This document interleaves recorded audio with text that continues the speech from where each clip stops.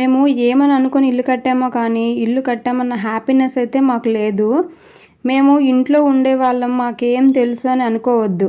అన్నీ డీటెయిల్డ్గా మాట్లాడుకుందాము. అలానే మీరు ఇల్లు కట్టుకోవాలంటే ప్లీజ్ వాస్తు ప్రకారము మంచిగా కట్టుకోండి, సాటిస్ఫాక్షన్గా కట్టుకోండి, మీకు నచ్చినట్టు కట్టుకోండి. ఇదైతే నేను గట్టిగా చెప్పగలుగుతున్నాను. ఇంకా డీటెయిల్డ్గా మాట్లాడుకుందాం. వీడియోస్ని అయితే చివరి వరకు చూడండి. మీకు ఏ విషయం బాగా నచ్చింది అనేది నాకు కామెంట్ సెక్షన్లో కామెంట్ చేయండి, ఓకేనా? హలో అండి, వెల్కమ్ టు జాను జిందగీ. నేను మీ ఝాన్సీని. ఎలా ఉన్నారు? బాగున్నారా? నేను కూడా చాలా బాగున్నాను. మీరు కూడా చాలా బాగుండాలి, ఆరోగ్యంగా ఉండాలని మనస్ఫూర్తిగా కోరుకుంటున్నాను. ఇదైతే పిల్లలకి హాలిడేస్ ఉన్న రోజు అనమాట. ఆ రోజు మార్నింగ్ అయితే చాలా ప్రొటెక్టివ్గా జరిగింది. నేను అనుకున్నట్టుగా సాటిస్ఫాక్షన్గా నేను ఇంట్లో పనులన్నీ మంచిగా చేసుకున్నాను. ఆ రోజు పిల్లలకి ఎందుకు స్కూల్ సెలవు అంటే ముస్లిమ్స్ది ఏదో పండగ ఉంది, అదే మిలాద్ ఉన్ నబీ ఏదో ఉంది కదా, దానివల్ల మాకు స్కూల్ అయితే హాలిడే ఇచ్చారు. ఎప్పుడైనా స్కూల్ హాలిడేస్ ఉండేటప్పుడు కరాటే క్లాస్, డ్యాన్స్ క్లాస్ అనేది మార్నింగ్ పెడతారనమాట. మార్నింగ్ 6 to 9 అలా అవుతుంది. ఇంటికి వచ్చేటప్పటికి 10 అవుతుందిలేండి. మార్నింగ్ క్లాస్ అలా ఉంటాయి. ఒకవేళ స్కూల్ కన్నా ఉంటే మాత్రం ఈవినింగ్ క్లాసెస్ అనమాట. 5:30 to 7:30 or 8 అవుతుంది అనమాట. ఒక్కొక్కసారి 8:15 అవుద్ది. మ్యాక్సిమం 8కి వచ్చేస్తారు. ఎంత బిజీ షెడ్యూల్ ఉంటుందన్నమాట మా పిల్లలకి. నన్ను అడిగితే మాత్రం పిల్లల్ని కొంచెం బిజీగానే ఉంచాలి. ఎందుకు అంటే బిజీగా లేకపోతే పిచ్చి పిచ్చి ఆటలన్నీ ఆడుతుంటారు, లేదంటే టీవీ చూస్తూ అలాగా ఉండిపోతారనమాట. నన్ను అడిగితే మీ దగ్గరలో ఏదైనా ఇలాంటి డ్యాన్స్ క్లాసులు కానీ, కరాటీ, ఇంకేదైనా పార్క్ కానీ, గేమింగ్ అలాంటివి ఏమైనా ఉంటే మాత్రం పిల్లల్ని అక్కడ తీసుకెళ్ళి జాయిన్ చేయడం బెటరు, నా ఒపీనియన్. ఏదో ఒకటి నేర్చుకోవాలి. ఈ టైంలో వాళ్ళ బ్రెయిన్ అనేది చాలా షార్ప్గా ఉంటుంది.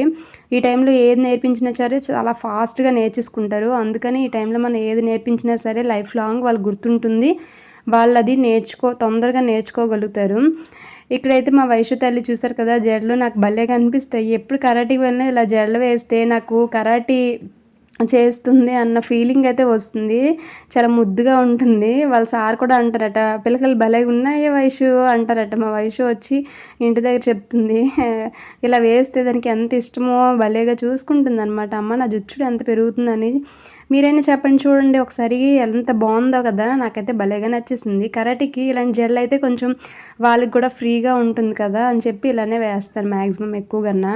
ఈ మధ్యన అయితే కరాటీ క్లాస్కి వెళ్ళడానికి అస్సలు నచ్చట్లేదు. మా పిల్లలు ఎంత మొండికేస్తున్నారంటే వాళ్ళని ఒప్పించి బయలుదేరించి ఇంకా కరాటీ క్లాస్ తీసుకెళ్ళేటప్పటికి నా ప్రాణం అయితే అసలు ఎలా అయిపోతుందంటే తల ప్రాణం తోక్కొచ్చేస్తుంది అనమాట. అనిపిస్తుంటుంది పిల్లల్ని ఏమైనా ఇబ్బంది పెట్టేస్తున్నామా అని.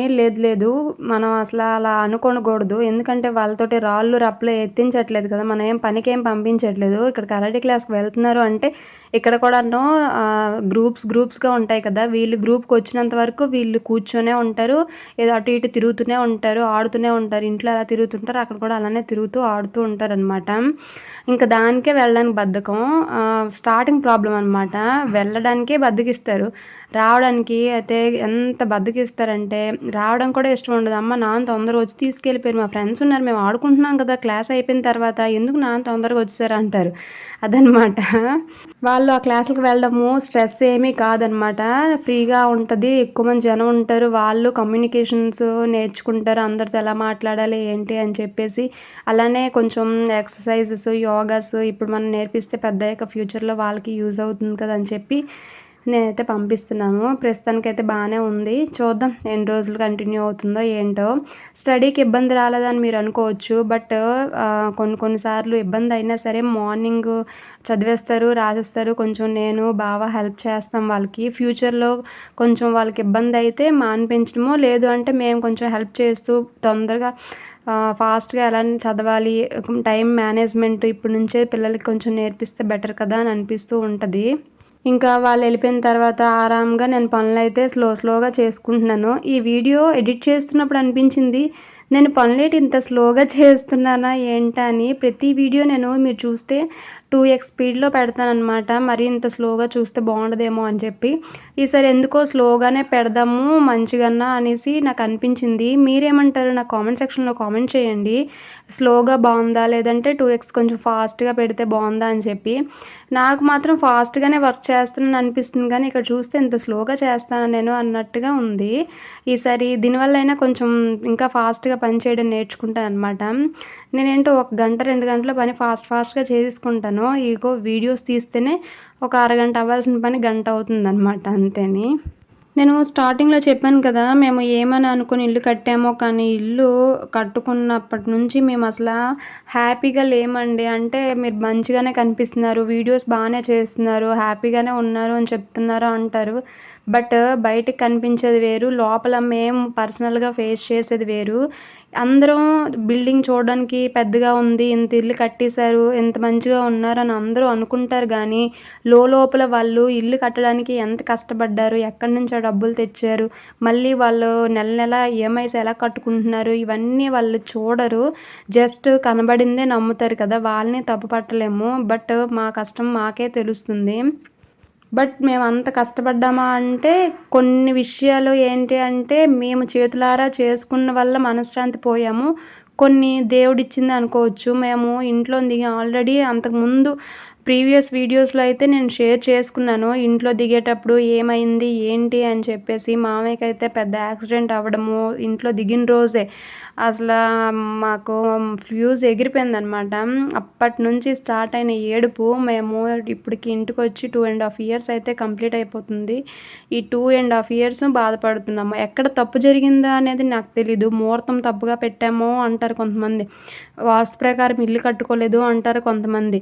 కొంతమంది అంటారు నరదోషం ఎక్కువగా ఉంది, మీరు ఎలివేషన్ చాలా మంచిగా ఇచ్చారు, అప్పుడే జిగ్గుమనింది.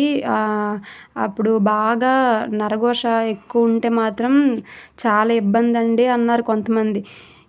వాటెవర్ ఇట్ ఈజ్, ఏదవ్వనియండి, మేము లాస్ అయిపోతున్నాం కాబట్టి మాకే ఆ బాధుంది. ఎవరు ఏమనుకున్నా సరే దేని గురించి బాధపడాలో అర్థం కావట్లేదు. ఇప్పుడు వాస్తు ప్రకారము అంటే బానే కట్టాము. ఇల్లు ఇంట్లోకి రాగానే నాకు మంచిగా ప్రశాంతంగా పాజిటివ్ వైబ్సే అనిపించాయి. మరి ముహూర్తం బాలేదు అంటే తెలీదు. పంతులు గారు తెలుసు కదా! ముహూర్తం ప్రకారమే పంతులు ముహూర్తాలు కడతారు. మరి అందులో ఎందుకు మిస్టేక్ అయిందో నాకు తెలియట్లేదు. కానీ ఏమో వదిలియాలి. కొన్ని ఇంట్లోనికెళ్తే మనకు కలిసొస్తుంది, కొన్ని ఇంట్లోనికెళ్తే కలిసి రాదని. బట్ ఇదేంటి అంటే రెంట్ హౌస్ అయితే కలిసి రావట్లేదు, ఇంకో ఇంటికెళ్ళిపోవచ్చు అనుకోవడానికి. బట్ ఇది ఓన్ హౌసు, మనం ఎక్కడికి వెళ్ళలేము. దానికి తగ్గట్టు శాంతి పూజలు ఏవైనా చేసుకోవాలి. శాంతి పూజ ఏదైనా చేసుకుందామని పంతులు దగ్గరికెళ్తే కంపల్సరీగా ఏదో ఒక పూజ చేయమనే చెప్తాడు. దానికి కూడా మేము అసలా రెడీగా లేమనమాట. ఫైనాన్షియల్‌గా గానీ, మెంటల్‌గా గానీ దానికి మేము రెడీగా అయితే లేము. కొంతమంది అంటారు కుంభరాశి వాళ్ళకి ఈసారి 2-3 ఇయర్స్ అలానే ఉంది, మీరు ఎంత అనుకున్నా సరే అంటింది అంటదు, ముట్టింది ముట్టదు అనేసి అంటున్నారు. ఏదవ్వనియండి, నాకు అసలు ఏం అర్థం కావట్లేదు దేనివల్ల ఏంటోనో. బట్ మన ప్రమేయం కూడా ఎంతో కొంత ఉంటుంది. మన ఆలోచన విధానాన్ని కూడా మార్చుకోవాలి. ఎలా సంపాదించుకోవాలి అనే దీని మీదే ఉండాలి కానీ మరీ ఎక్కువ అత్యాశకు వెళ్ళి మనం ఉన్నదాన్ని పోగొట్టుకోకుండా ఉంటే చాలు అని నాకు అనిపిస్తూ ఉంటుందన్నమాట. ఈ మాటలన్నీ ఎందుకు చెప్తున్నానంటే కొంతమందికైనా యూజ్ అవుతుంది. ఇల్లు కట్టుకుంటున్నాము అన్న వాళ్ళకి మంచిగా వాస్తు చూసుకొని ఎవరైనా సిద్ధాంతం చూపించుకోవడం. మీకు ఎలాంటి ద్వారాలు, కొంతమందికి తూర్పు ద్వారాలు మంచివి అంటారు. కొంతమంది ఒక్కొక్కరి నమ్మకాలు ఒక్కొక్కరివి. మంచిగా వాస్తు ప్రకారం కట్టించుకోండి. ముహూర్తం కూడా మంచిగా కట్టించుకోండి. మీకు ఏ రోజు మంచిగా అనిపిస్తే ఆ రోజు మంచిగా కట్టుకోండి. నరదిష్టి తగలకుండా ఏవైనా చేసుకోండి అన్నట్టు. అంటే నాకు ఇలా ప్రాబ్లమ్ వచ్చింది, 10 మంది ఇలా అన్నారు మా గురించి అని చెప్తున్నాము. మీరు కొంచెం ముందుగానే రెడీ అవుతారు కదా, ముందుగానే చేసుకుంటారు కదా అని ఈ విషయం అయితే మీతో షేర్ చేసుకుంటున్నాను. కానీ ఒకటండి, ఫైనాన్షియల్‌గా, మెంటల్‌గా మనం ఎంత వీక్ అయిపోయినామా సరే, మన పర్సనల్‌గా మనం పాజిటివ్‌గా ఉండి ఓకేలే ఇప్పుడు పగలొచ్చింది, నెక్స్ట్ రాత్రి వస్తది. రాత్రి అయిపోయిన తర్వాత కంపల్సరీగా పగలనేది వస్తూనే ఉంటది. మనం నెగెటివ్‌గా ఉందని చెప్పి మనకింతే, మన జీవితం ఇంతే అని ఫీల్ అవ్వకూడదు అని మా బావ అయితే ఎప్పుడూ చెప్తూ ఉంటారు. అసల మా బావ పాజిటివ్‌నెస్ అనేది నాలో అలాగ అంటారు కదా! వైబ్స్ అనేవి పక్కన ఉంటే అలా వస్తూ ఉంటాయని చెప్పి. కొంచెం కొంచెంగా మా బావని చూసైతే నేర్చుకుంటున్నాను నేను. అతను నిజంగాన ఇంత పాజిటివ్, ఇంత కామ్, సైలెంట్‌గా ఉంటారంటే నాకసలా తెలీదనమాట. మా బావని చూసే నేను పాజిటివ్‌నెస్‌ని అలవాటు చేసుకుంటూ ఉంటున్నాను. నెమ్మదిగా ఉండము, నెగెటివ్‌గా ఆలోచించకుండా ఉండము అని చెప్పి నేను ఇన్ని మాటలాడుతున్నాను అంటే దానికి కారణం మా బావేని. మా బావని చూసే నేను నేర్చుకుంటున్నాను. మేము ఫైనాన్షియల్‌గా, మెంటల్‌గా ఎంత సఫర్ అయినా సరే, ఎన్ని డబ్బులు పోయినా ఆయన ఆయనలో ఉండే పాజిటివ్‌నెస్సే దేవుడు మమ్మల్ని ఇప్పటి వరకు ఇలా నడిపిస్తున్నాడు. ఆ నమ్ ఆ ఒక్క నమ్మకం చాలనమాట. నాకైతే అది చూస్తే ఇప్పుడు ఈ సంవత్సరం మాకు బ్యాడ్‌గా అనిపించొచ్చు. నెక్స్ట్ ఇయర్ బావుండొచ్చు అన్న నమ్మకాన్నయితే కలిగిస్తూ ఉంటాడు ప్రతిసారి కూడాను. నేను ఎంత లోకెళ్ళిపోతానంటే ఒక్కొక్కసారి ఏంటి జన్మ పూర్తిగా లేనోళ్ళలా అయిపోతున్నాము అన్న ఫీలింగ్ అయితే వచ్చేస్తూ ఉంటది ఒక్కొక్కసారి. బట్ మా బావని చూసి నేనైతే స్ట్రాంగ్‌గా ఉంటున్నాను, ఉండగలుగుతున్నాను కూడాను. అలానే ఇంకొక విషయము, లేడీసు మనం ఏమనుకుంటామంటే మనం ఇంట్లో ఉంటాము, మనకేం తెలుసు, మగవాళ్ళతో సమానంగా ఆలోచించలేము, వాళ్ళలాగా పని చేయలేము, వాళ్ళలాగా మనం ఏ పనిని సక్సెస్‌ఫుల్‌గా రన్ చేయలేము అన్న థాట్స్ అయితే మనకెప్పుడూ వస్తుంటాయి. అవునా కాదా? నిజం చెప్పండి. నాకైతే అదే ఫీలింగ్‌లో ఎప్పుడు ప్రతిసారి ఉంటాననమాట నేను. మేము ఇల్లు కట్టేటప్పుడు కూడాను చెప్తున్నాను కదా! నేను అనుకున్నట్టుగా అయితే ఇల్లయితే రాలేదు. కొన్ని కొన్ని ఉంటాయి కదా! లేడీస్ ఏంటంటే ఇంట్లో ఉంటాము. మనకే తెలుస్తుంది ఇల్లు ఎలా ఉంచుకోవాలి, ఎలా కట్టించుకోవాలి అని చెప్పి. బట్ మనకేమీ తెలీదు.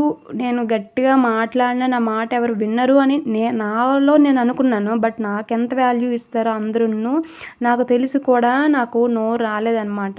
అంటే ఒక్కొక్కసారి ఎలా అయిపోద్దంటే మనకేం తెలుసులే, మనం చెప్పింది రాంగ్ ఏమో, ఇలా చెప్తే ఏమనేసుకుంటారో అన్న భయంతో అలా ఉండిపోతాం కదా! అది చాలా మిస్టేక్.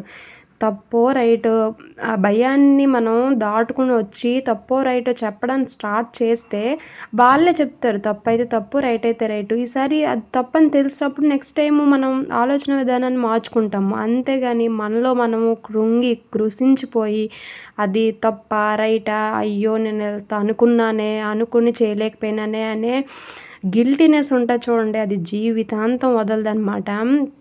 ఇది మాత్రం ఆ 2 మినిట్స్ మీరు నేను నాకేం తెలీదు, నేనెందుకు చెప్పాలి, వాళ్ళకే అన్నీ తెలుసు అని కాకుండా భయాన్ని పక్కన పెట్టి మీ ఒపీనియన్‌ని మీరు వాళ్ళతో షేర్ చేసుకుంటే, ఏమో మీరు చెప్పిన ఒపీనియను, మీరు ఆలోచించే విధానం కూడా రైట్ అయ్యి ఉందనుకోండి, లైఫ్ లాంగ్ మీరు హ్యాపీగా ఉంటారు కదా ఆ విషయం కోసం.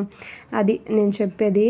లేడీస్‌కి ఏం తెలీదని ఈ రోజుల్లో మనం అనుకోలేము. ఎందుకంటే ఎంతోమంది ఎన్నో విషయాలు సక్సెస్‌ఫుల్‌గా రన్ చేసుకుంటూ వస్తున్నారు. చాలామంది వర్కింగ్ ఉమెన్స్, నేనైతే నిజం చెప్తున్నాను, హ్యాట్స్ ఆఫ్ చెప్పాలి. ఇంట్లో పని చేసుకుంటూ, అలానే బయట చూసుకుంటూ, చిన్న పిల్లల్ని మెయింటైన్ చేసుకుంటూ అన్నిటినీ ఈక్వల్‌గా నడిపిస్తూ వస్తుంటారు. నిజంగా చెప్తున్నాను. జెంట్స్ కన్నా లేడీస్‌కి ఎంత ఓపిక అంటే అంత ఓపిక దేవుడైతే ఇచ్చాడు. అందుకే భూమాతతో కొలుస్తారు ఆడదాన్ని. అది మీలో ఉండే ఆ పాజిటివ్‌నెస్‌ని, ఆ టాలెంట్‌ని ఎవరో తొక్కవసరం లేదు. మనకు మనమే తొక్కేసుకుంటాం అనమాట. నాకేం చేత కాదు, నేనేం చేయలేను, ఇంట్లోనే ఉంటాను, నేనెందుకు మాట్లాడాలి, ఆ నలుగురిలో నేను మాట్లాడలేను అన్న భావన మనలో ఉన్నంత కాలం మనం ఇలానే ఉండిపోతాము. ఒక్కసారి స్టెప్ ఇన్ అయిన తర్వాత ఇంక తిరిగి చూడవసరం లేదు. అంటే లైఫ్ లాంగ్ మనం గిల్టీగా ఫీల్ అయ్యే బదులు ఆ 2 మినిట్స్ మనం కొంచెం డేర్ చేసి చెప్పడం బెటర్ కదా అని నా ఒపీనియను. అంతే, ఇంకేం లేదు. ఓకేనండి. నా మనసులో అనిపించింది నేను చెప్పాననమాట. మీరేమనుకుంటున్నారు? మీకెలా అనిపించింది? నాకైతే కంపల్సరీగా కామెంట్ సెక్షన్‌లో చెప్పడం మాత్రం అస్సలు మర్చిపోవద్దు. ఓకే నా ఫ్రెండ్స్, ఇక్కడైతే నేను చూసారు కదా అన్ని పనులు చాలా మంచిగా ప్రశాంతంగా చేసుకున్నాను. పిల్లలైతే కరాటే క్లాస్‌కి వెళ్ళిపోయినారు. ఆయన కూడా కింద నాకు కోళ్ళున్నాయి కదా, షెడ్ ఉంది కదా, అక్కడ వర్క్ అయితే చేస్తున్నారు. ఇంక నేనైతే వంట పని స్టార్ట్ చేశాను. ఇక్కడ ఏం వండుతున్నాను అంటే చిక్కుడు పిక్కలు ఉంటాయి కదా, గోల్కొండ చిక్కడో, బల్ల చిక్కుడు, ఏదో చిన్న చిక్కుడు ఉంటుంది కదా, ఆ చిక్కుడు యొక్క బాగా అంటే షెడ్ పైకి వెళ్ళిపోయింది పాదంతన్న. ఆ పిక్కలన్నీ బాగా ఎండిపోతే ఆ పిక్కల్ని తెచ్చుకొని బాగా ఎండబెట్టి స్టోర్ చేసుకున్నాం అనమాట. అలా చేసుకుంటే ఎన్ని రోజులైనా ఉంటాయి. ఇప్పటికి దాదాపు 3-4 మంత్స్ అయితే అవుతుంది. ఇప్పుడు వండుతున్నాను. స్టిల్ పురుగు కూడా పట్టలేదండి, నమ్మరు కానీ. మనం షాప్లో తెచ్చుకుంది శనగలు కొంచెమైనా పురుగు వచ్చేస్తుందేమో, కానీ పురుగు కూడా రాలేదు. అంత బాగా ఎండిపోయి ఇంకా దీన్ని ఒక నైట్ అంతా సోక్ చేస్తాము అంటే మార్నింగ్ ఉడకబెట్టుకొని చక్కగా కూర వండేసుకోవచ్చు. శనగలు ఎలాగో మనం వండుతామో సేమ్ అలానే శనగల్లానే ముందు రోజు నానబెట్టేసుకొని కుక్కర్లో పెట్టుకుంటే కుక్కర్లో ఒక 2 విజిల్స్కి ఉడకబెట్టేసుకుంటే ఇంక మంచిగా గ్రేవీ కర్రీలో కావాలంటే గ్రేవీ కర్రీ, లేదంటే ఫ్రై లాగా చేసుకోవాలన్నా మీ ఇష్టమే. మీకు ఎలా నచ్చితే అలా చేసుకోవచ్చు. చాలా టేస్టీగా ఉంటుందండి. నాకైతే భలేగా నచ్చేస్తుంది. ఎప్పుడైనా సరే మనం పండించుకున్న కూరల టేస్ట్ వేరు, సాటిస్ఫాక్షన్ వేరు. వండుతున్నప్పుడు మనం పండించుకున్న కూరలు వండుతుంటే అబ్బా సాటిస్ఫాక్షన్ ఎంత హాయిగా ఉంటుందో. మేము ఆ చిక్కుడుకాయలు అయితే నిజంగా ఒక 10 ఇళ్ళకి మేము ఇచ్చామేమో. మేము అంత బాగా తిన్నాము. ఒక కేజీ కూర అయితే ఒక పూట వండేసి మంచిగా తినేవాళ్ళం. అసలు మందు కొట్టలేదు, ఏం చేయలేదు. మంచిగా ఫ్రెష్గా మన చేతులతో మనం పండించుకున్న కూరలు అనమాట. ఈసారి కూడా కాకరకాయలు వేసాము, అలానే బీరపాదులు కూడా వేసాము. ఆ అప్డేట్ అయితే మీకు ఎప్పటికప్పుడు ఇస్తూ ఉంటాను. ఓకేనా? నా ఛానల్ ఫాలో అవ్వడం మాత్రం అస్సలు మర్చిపోద్దే. మీరు ఒక సబ్స్క్రైబ్ చేసుకుంటే చాలు, ఎప్పుడు నేను వీడియో పెట్టినా సరే నోటిఫికేషన్ అయితే మీకు వచ్చేస్తుంది. ఓకేనా ఫ్రెండ్స్? మర్చిపోవద్దు, సబ్స్క్రైబ్ చేయండి. వీడియోని అయితే ఒక చిన్న లైక్ అయితే ఇచ్చుకోండి. మీరు ఇచ్చే ఒక చిన్న లైక్ అనేది మాకు ఎంతో మోటివేషన్గా ఉంటుంది. ఫర్దర్గా ఇంకా మంచి వీడియోస్ తీయడానికి మాకు హెల్ప్ఫుల్ అవుతుంది. ఓకేనా ఫ్రెండ్స్? ఇక్కడ చూసారు కదా, నా పనులన్నీ అయిపోయిన తర్వాతే ఇంకా బాగా డ్యూటీకి వెళ్ళే ముందు 9కి అలాగా పిల్లల్ని అయితే తీసుకొచ్చేసారు. ఈలోపు నేను బట్టలు అయితే ఫుల్గా అయ్యాయి. బట్టలు కూడా ఉతికేసాను, ఇంకా ఆరబెట్టలేదు. నేను చూసారు కదా, వాళ్ళకి వచ్చారు, బట్టలు అయితే ఉతికేసి వాళ్ళిద్దరికి తలస్నానాలు అయితే చేయించాను. తలస్నానాలు చేయించి వాళ్ళకి ఇంకా టీవీ దగ్గర కూర్చుని పెట్టాను. వాళ్ళు టీవీ దగ్గర కూర్చుంటేనే నెమ్మదిగా ఉంటారు, లేదంటే అటు ఇటు తిరిగి ఇంక మొత్తం అంతా తడిగా ఉంది కదా, బట్టలన్నీ ఉతికాను, జారి పడతారని చెప్పి ఇంక టీవీ వేసి కూర్చుని పెట్టాను. నేను చల్లదన్నం తినేసి మేడపైకి వచ్చాను బట్టలు ఆరేద్దామని చెప్పేసి.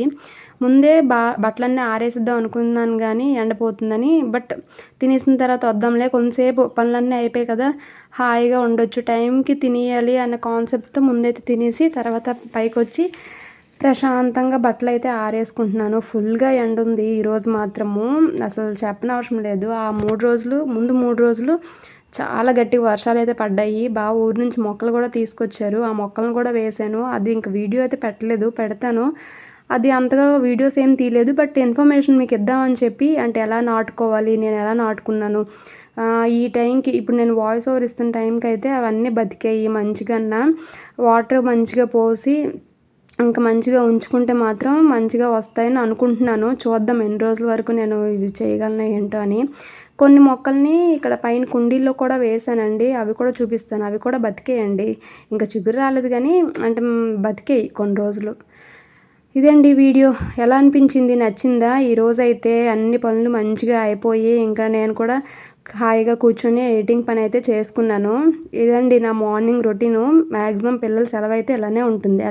Okay friends, bye.